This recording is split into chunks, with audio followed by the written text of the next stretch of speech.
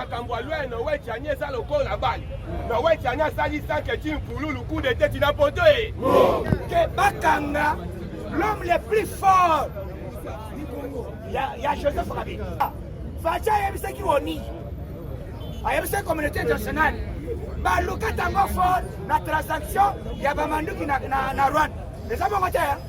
Le séjour de l'inspecteur général des forces armées de la République démocratique du Congo, le général d'armée Amici Kumba Gabriel à Bougnan, chef-lieu de la province de l'Ituri et siège de l'état-major de la 32e région militaire, n'est pas du tout repos.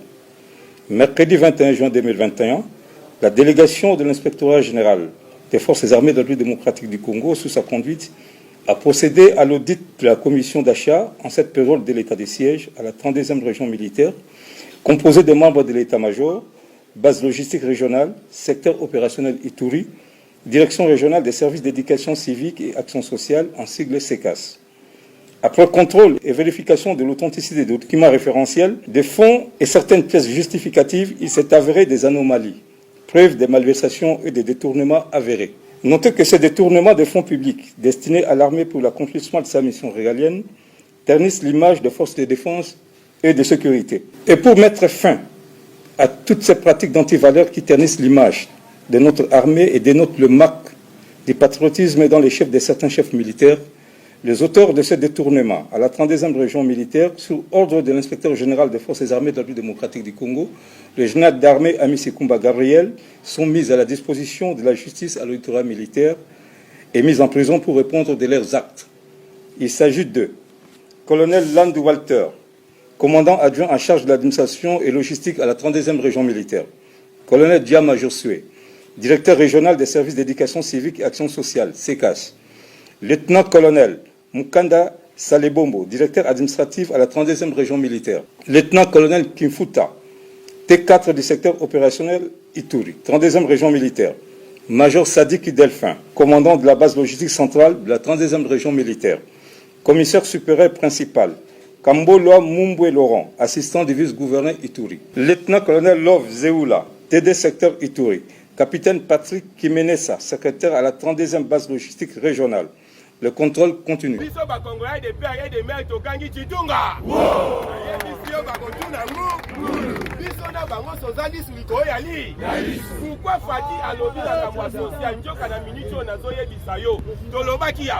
seul discours na bango etikalaki insécurité na sociale. O bangaki baloba na 2020. Bolandi na minute oyo. Monsieur Tango Fort oyo aza général. Azui molimo ya Gilles Alingeti de pesa viva. Yepi akomi kosala banke. Na yebisi yo Tango Fort akangi bamboro akangaka ta sainine.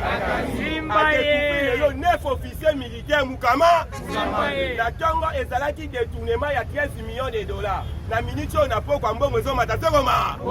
Et comme 30 millions de dollars. Ko batinda mbongo ya état de siège mbongo ba bomba ngo awa.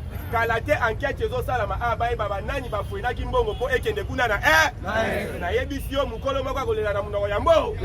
Si bozo fanda bonjoka président de la République. Déjà akoisaki na monde entier. Mutu nyonso oyo azana dossier ya justice.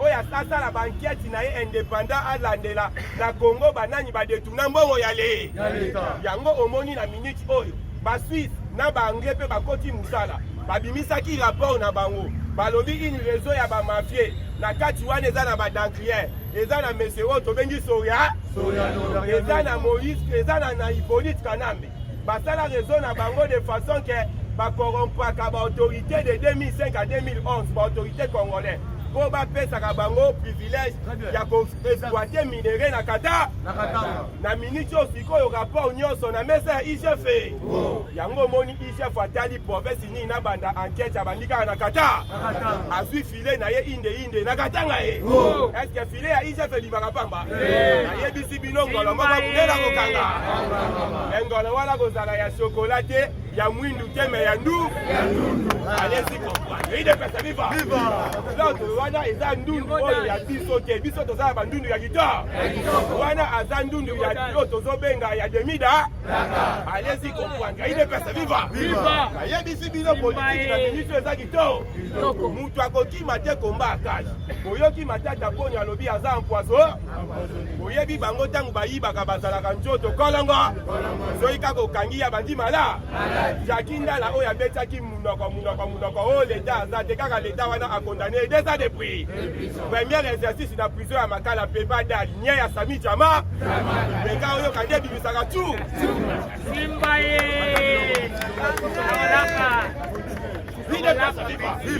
loko bata il faut comprendre na minute oyo nazoyebisa yo président na minute oyo aza na de invitation likolo ya mesana il faut akende États-Unis akende mpe na Chine mais fati azobanda na États-Unis parce que nde kuna nde kamama na makambo awa kobosana te Mike ya me mikolo euti koleka kutani na ministre ya ekonomi alobi na ye boye soki baopérateur économie wana baosala bizeti biso États-Unis na bina RDC toza na partenariat oyo tobengi AGOA idepesa viva AGOA eza loi aux États-Unis asala soki pays wana bozana akotisa bino na AGOA biso États-Unis akotisi biso na AGOA na 2019 na diplomatie ya Fatibe donc azongisi biso alongolaka biso azongisi biso grâce à Fatibe nde Mike ya mer ayebisi ministre ya économie na relation ya AGOA AGOA eza loi oyo asala c'est-à-dire biloko ekobandolongwa États-Unis ekobando ya asa kofuta ta ya biso mpe ekobandolongwa asa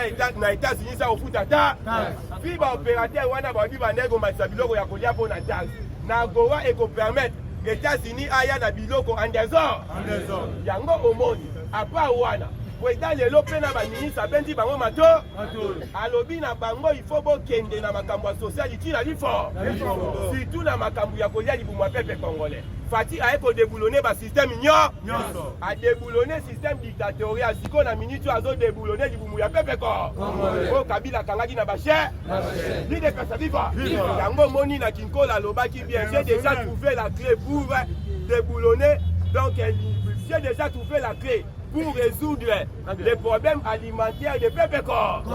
Fati alobaki yango na Kinkola epamba te na minute oyo déjà batterie eza en marche président azotravaille makasi de pesa viva nazoyebisa yo boyebi niveau akutaki pays na biso azalaki na eloko akosala te kimoyibi awa ekomaki ya compéti oyo soki ayibi 100 millions mosusu ifo aloba ngai ifo naleka ye nayiba 200 yango moni Fati abandaki eloko ya liboso nao na etade biloko nyonso azosala wana eza ye te papa nde atika biloko nyonso alobaka ifo na pouvoir tokobanda nao na etade bakanisaki Fati akoeshue tolobaki eza mpasi aeshue parce que papa atika biloko nyonso soki eloko moko ekomplike ayembangu nalimete akoti na sambo abimisi tiroir abimisi muka atanga atu asali nini lebulonima lelo esala bito esala oyo babengaki sina kanga autorité morale lelo akoma mona po soko ofini mandefu eleli ofinie na libumu eleli nayebisi yo na mokanda papa atika ya 800 page pati autilize kaka 2 page apa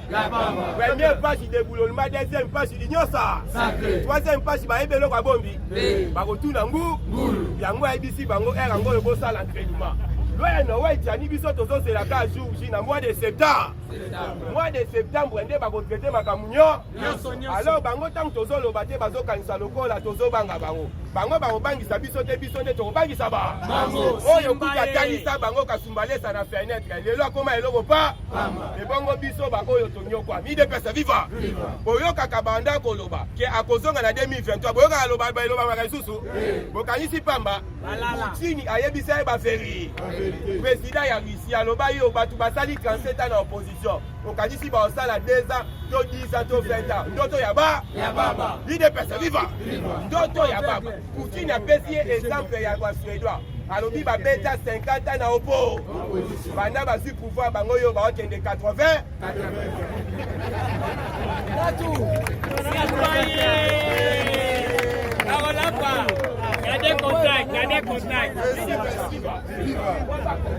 banda wana discours na munoko abu yango moni na minute oboka mate ba coalition de jeux osala matolobaka ngo bandaka omoni Délice Esanga ba créer FCCG o biso tozobenga ngo Fonds commun des gamins ya banami ya minene kutu topanja ngo andezo bako baloba bako paralyser mboka biso pe to paralyser ba nazoyebisa yo président a utilisé maman na sagesse yango moni Tony Blanken alobiaki tozo féliciter yo pour la leadership na yo tant que président ya Union Africaine Mobutu azalaka na leader mais yo bakisi leader likolo otie leader pesa viva yango ozomona ba pays nyonso azokende bazolatisa eme ayuti kokende na Guinée Bissau balati eme président azolatisa eme nde azolatisa Fatibe yo salaka nana leader pesa viva awa na minute oyo tozoyebisa yo batterie déjà eza ya marche politique au président amemaki batu nyonso ba féliciter ba bebongaki amemango kaka kosoka kendaki makasi nde bandai kokana mais ero biso na bino toza boye te ide pesa viva parce que batu wana ba préparaki makamunyo ayebisi oso e président kendaki fulu batanga koti pouvoir mais na minute oyo toza na ba frontière ya bango makolo ngulu elamba mukie na masangu batumba na mabo ide pesa viva Fati siko ya memeli bango politique a film a Jackie Chan. Azobunda na bafati mazokotisa bango biloko. Premièrement po ablembisa bango ayeba poussance na bango babata miwapi. Po oyeba adversaire na yo, il faut otambola na ina mwelo. Yango moni première année 2019 attendait na kotambola na bango azolimne bango malembe abandaki na ba cheo kitunda abandaki na ba Caleb. Azolongwa o abengaki yemoko debulo. Soki mécanicien aza yebi déboulonnage bula balongola ngo maleme soko benja ngo makasi yondo kozo yango moni politique Fati amimaki Fati abebi abetie na munoko alobi oyo za parterre alobi selo kozaki bo ela swati Fati ake na Brazzaville alobi coalition FCC kashe okufa te lelo kufa te po mona ke un diplomate abombaka moye boye ba position na ye eza nazoyebisa na minute o Fati pasa na dernière 4 fois azobeta kalate mukolo moko akole awo somona bazolela pourquoi topanja te makambu oyo ozomona bandeko wana baza agité eza nango makambu fremaka ya Noé Tchani te même agitation na bango ebandaki depuis nomination ya Sama Lukonde balingaka Sama Lukonde te ide pesa viva parce que Sama Lukonde nomination na ye ezalaki lokola mutambu mpona po Fati ayibaki ekaka na Shekamini ayebi makambu nyonso ya Sheka simakomisie premier ministre pe Fati ayindisi Sama Lukonde ya injonction moko awa na union sacrée koyoka mutu moko bango balingaki muke Sama Lukonde banda kokende lokola pepe ilo siko Sama Lukonde aboyaka babiloko wana ide pesa viva yango ozomona chungu wakumwanja na 2020 na décembre atwitaka alobaka boye mutu moko boye bakangi 33 milliards de dollars na ye na atangaka kombo te ide pesa viva toyeko kopa njoka mbongo wana bakangaki ezalaki ya Mese Soria alors guerre ebandaki banda wana ide pesa viva guerre ebandaki banda wana c'est la raison pour laquelle tangu président ake na Lubumbashi aye koyamba président te tu ya musi yaza ake na Belgique bayebisi ye papa mbongo oye awa mbongo déjà ekoti na compte ya l'État ti Fati asalaki discours wana na Lubumbashi alobaki ni soko landi discours ide pesa viva parce que lelo bozwika il faut topanja ya kopanja parce que oza na tana ide pesa viva président tango akendaki na Lubumbashi alobaki na discours que richesse ya bakongolais etekami congolais azo bénéficier na richesse na ye kaka ba oyo babima bana mboka kaka ba onde ba momambo wana ezalaki libanga la moli Fati alobaki yango pamba te ide pesa viva pe alobaki lisusu eloko moko Kongo eza na mbongo ebele ata gratuité ya enseignement oyo tokende yango ntina yokaisi président koyi koloba eloko wana pamba ide pesa viva gratuité ya enseignement ntina université c'est-à-dire mbongo eza ebele tala makambo Nicolas Kazadi asali na ekari ya un mois akotisi 947 millions de dollars mais bango bandai kokotisa na une année 250 millions ide pesa viva biso kutu eye kokuta biso na ntango ya coronavirus pomonake mbongo ezalaki mezalaki nde bato ya kimutema alors na miniti oyo bazolela parce que Fati soki tozongi na mois de juillet tweet ya Mike Amer to panja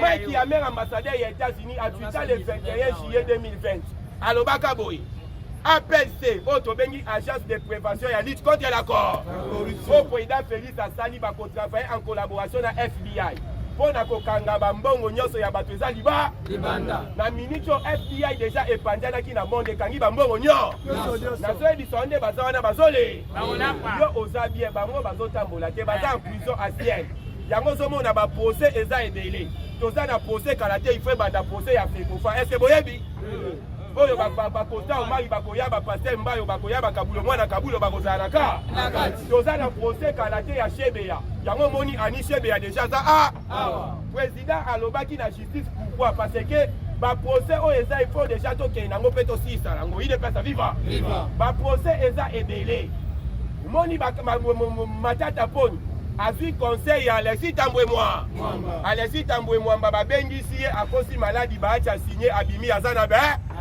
ayebisi masa leka kaka nzela wana kosana maladi baacha kosi yango moni baachi na minute oyo babikeba oyo akobima te wana bimaki kala te azozwa mandat d'arrêt international ide pesa viva po awa mutu akokima te ide pesa viva biso nyonso toza awa kobaka bayebaki te ke mwana nkoya aza nko fati abombaki nde manjaka ayebaki te abadai kolinga ayeba position oyo tozobenga komba ya bourse ya première round il faut yeba adversaire koya position ni yango omoni 2019 abandai kaka kotala Kabila ye na gauche Fati asiki aye na droite Fati asiki Fati abeti kaka moko ye wana koma wewa kobula kingaka chikenge qui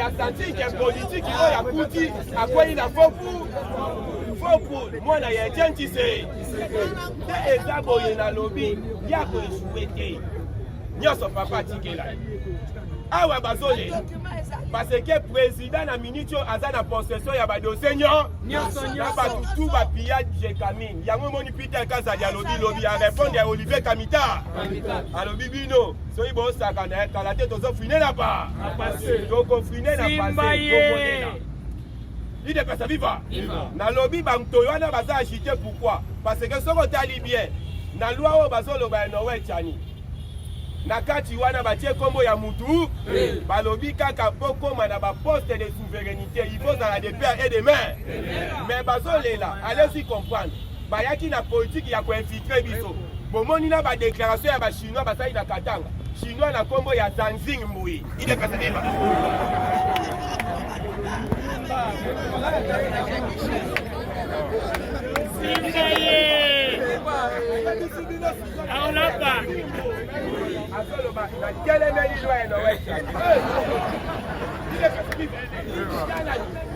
Fati bazobungisa ye na minute oyo aza 1 contre 12 mais yango aza l'appui na peuple congolais mobile est-ce que bakolonga ye yango moni na mbongo azobundisa ye mais akolonga ye ambongo acréé baécole fictif acréé mpe na baprêtre fictif ide pesa viva omonaki bakangaki de prêtre fi babi bouti wa babi balekisa bango na teste bandeko boboto prêtre azorépondre boboto babi oyo azorépondre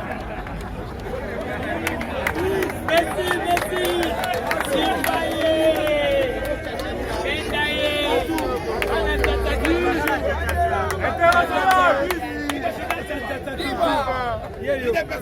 Viva. Bakangi bango mibale. Balekisi bango na teste.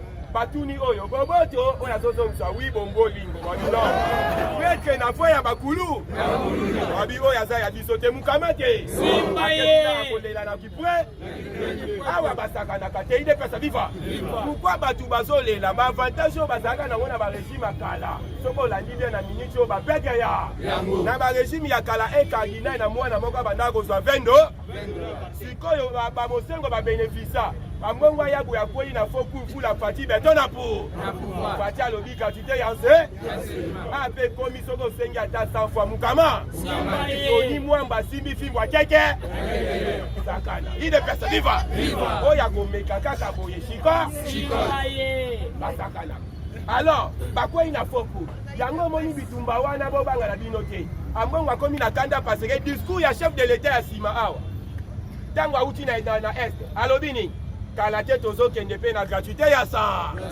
ambongo atiali apres gratuité awa mpe santé Saint Joseph ofe nakosuka wa nayebi so biliaki nga bisali nini nazoyebisa yo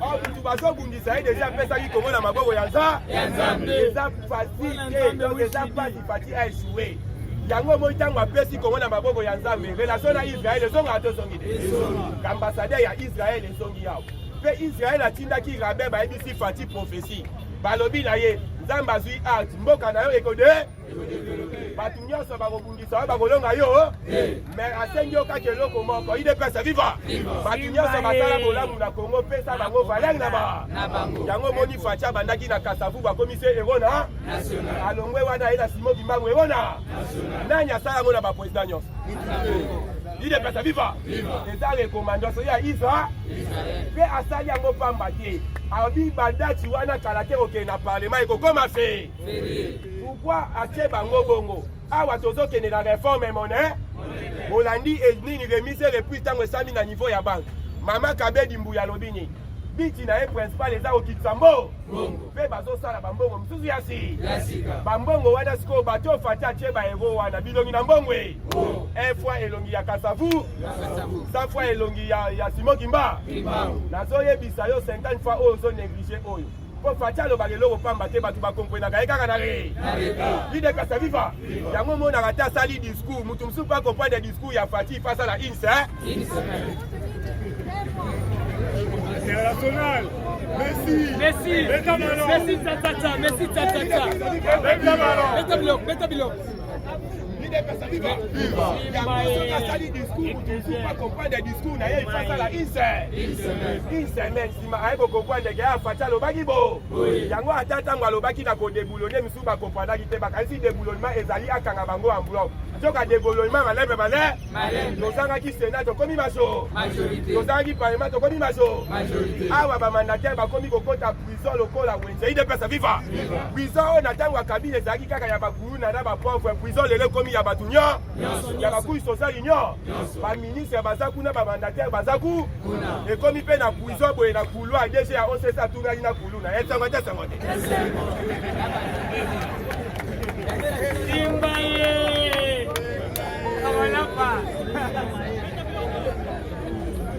Idepesa viva on continue. C'est 19 heures.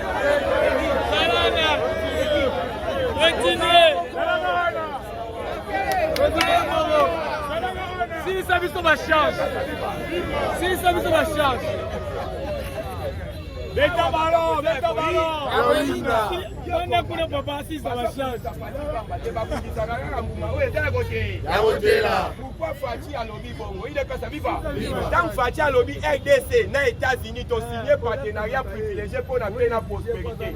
Accord wana bato bayebaka te accord wana elobi nini idepesa viva okosana te kabila na bachinois basinaka accord ya exploitation minérale ya RDC ya 30 ans idepesa viva yango moni président na est alobaki nini na Lubumbashi plutôt il faut to revoir bacontract minier nyonso président alobaki yango pamba te idepesa viva parce que accord wana basigné avantage na biso ezalaki te mais accord ya baaméricain na biso ekozala ya ganyaka dele nango eyebani yango bouti kolanda mese Paul Sébastien topanja Paul Sébastien aza chargé de mission ya USAID auti koloba nini États-Unis a renouvelé coopération na développement na ye na RDC na montant ya 1,6 milliard de dollars pour 5 ans. On fait ça 2 ans mais bah déjà ba budget bon à 5 ans. Bah américain allez-y quoi. Yo sont rêvé 2018, 2023. Américain sont mona déjà fati na 2030. On retourne en ngou. Bango balobaki bazo soutenir ye pour na mandat mais bazo soutenir ye pour na mission eza à déboulonner à mettre RDC et Zonga. Il est pas ça viva. C'est la raison mon président asobima passé par là. Azokende kobundana na o etali intégration régionale RDC tozalaki kaka na CEC na SADC mais na minute ofati akotisi RDC na IIC oyo elakisi communauté des États d'Afrique de l'Est. L'UDPS viva. Fatia ko comprendre politique ya ba européen ezalaka bayiba mais ba américain bayiba ka bazobo. L'UDPS viva. Soko landi la plupart ba pays balobaka anglophone. Développement na bango ezalaka makasi par rapport ya ba pays oyo balobaka francophone. Ba pays francophone. Okomona na les 10 premiers les pays les plus oyo ba na économie belé en Afrique. Pays francophone moko tazalaka. Yango moni Fatia so bunda. Akotisi RDC na ici pamba te. Asinise Rwanda, asinise Uganda, asinise Burundi. Basi mukanda wana ozomona wana. Nde mama yalika. Eloko papa atikaki yango wana Fatia salia. Donc ya respecter au papa alobaka accord ya Addis Abeba il faisait respecter ngai na komela fin. Yango déjà accord wana ebandi déjà malembe. Na accord wana bolandi président ya Burundi tangu ko signer alobi nini? Tous les soldats yo bazali ya Burundi na RDC bosa nini? En accord ya Addis Abeba baloba nini? Pays nyonso oyo pasa na basoda na mboka bato il faut abimisa bango. UDPS viva. Donc Fati azo concrétiser kaka biloko papa aloba. Yango ozomona makambo nyonso papa alobaki ekoyisa mpe ekoyisa mine. Alobaka ngoi mulu ndakolela na munoko ya mbo. Ekoyisa mpe ekoyisa mine. Alobaki UDPS pouvoir opposition recours. Lelo tokomi na de la muka BCBC na la muka sengaluke. Awa pe na élection ekomi opoli omeki kobi na mukama. État de Dieu côté sur les terres. Merci combattant. 43 82 73 538. UDPS viva. Fatime. Baba nini? Simba ye. Wagwamba. Ayoki nini? Ramazani Shadara. Ayoki nini? Simba ye. Oyo bazobenga matata kono matata. Ayoki nini? Fatime. Shaki Ndala wandala ayoki nini? Mandala.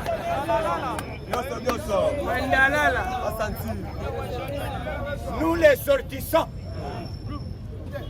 du Kassai, nous demandons à la justice congolaise de condamner, c'est notre frère du sang, Shaki Ndala, qu'il soit condamné qu'il soit condamné 25 ans de prison. 2 ans CP. UDPS viva. On est exemple ya kolakisa ke biso tolingaka toza bato ba sentiment te. Mutu nyonso aza moyibi azala ozare alimedia. Biso toza ba sentiment te. Lelo bo comprendre tokobeta comment on a arrêté les mafieux na kati ya armée. Qui vivrait vers 9 personnes. 9 personnes. Ba généraux. Les 9 aux arrêts. Ba officiers supérieurs. Ba ya likolo. Ba bakambaka bakabulaka ba teni. Ba one bazwa balar ba vandeli ba lebite carton bomba na coin. Ba monese ba nyokoli ba soda. Donc bokoyoka yango. Bokoyoka Fati Beton. Makambo nalobaki lelo. Nalobaki lobi awa. Lelo Fati Beton. Lelo Fati abengi ba petit nyonso. Abengi tous les ministres. Conseil moral. Séminaire, il y a combien de jours? UDPS viva. Il n'a pas répondu. UDPS viva. Fatime. Séminaire, il y a 3 jours. 3 jours, il y a une causerie morale. Il y a qu'on nettoyer, vous voyez, c'est ma ministre boy. Ou bien vous en engaï, ou bien vous en engaïté. Awa vision na union sacrée. Les amis balé. Vision za mo eza ya nani? Alibi vision eza ya nani? Facha lebi ngai na yena makambo ko négocier te. Boya yo yaka transport yaka. Fanda. Sherebe OK? Fanda wa. Affaires étrangères. affaires étrangères oyo bazobenga nani Christophe nani ayawe ambashi banda chele bawo liboso bayebisi bango boye epa chef de l'état mpona nini président alandaka biso président comprendre déjà que yoka so abeti bolo nabetaki awa ya ba arme Katumbi asombi oyo basali ya 800,000 arme oyo eza na Grèce eya mpo baya koboma banyanga baboma banyama awa oyo ya Katumbi moto bazoloba et puis à travers ekoya nzela nini na Zambie esika ya banoko na ye bomoni dernièrement Katumbi asali déplacement na Zambie bayambi ye lokolo lwa bomoni image te papa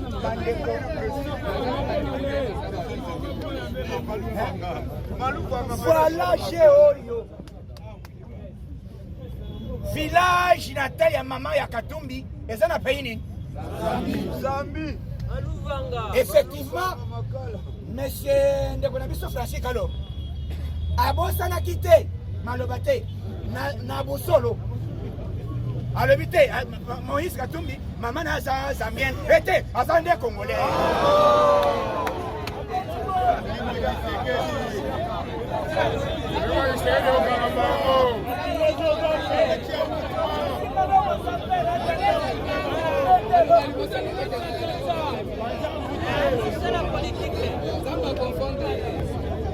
est-ce que moto kobosana ke moto aza mama na ngai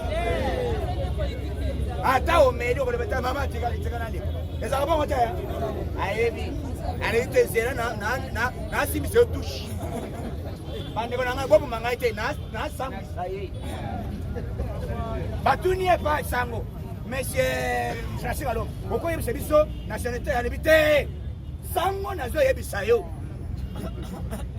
Moïse Katumbi mama na ye aza zambien de père et de mère ete aza nde congolais Simba ye ozomona mama ni ezalula